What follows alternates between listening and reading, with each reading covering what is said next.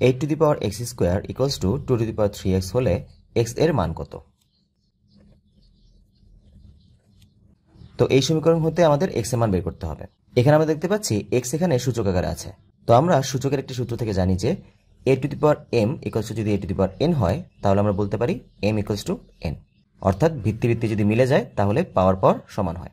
তো এখানে আমরা দেখতে পাচ্ছি ভিত্তি আকার আছে 8 এবং 2। 8কে কিন্তু চাইলে আমরা 2 আকারে কনভার্ট করতে পারি। 8কে লেখা যায় 2 কিউব, তাহলে এটি পরিবর্তে বলা যাবে 2 cube x square equals to 2 to the power 3x। এখন পাওয়ারের উপর হোল পাওয়ার থাকলে সেই পাওয়ার গুণ হয়ে যায়। দ্যাট মিনস এখানে লিখতে পারবো 2 to the power 3x square equals to 2 to the power 3x।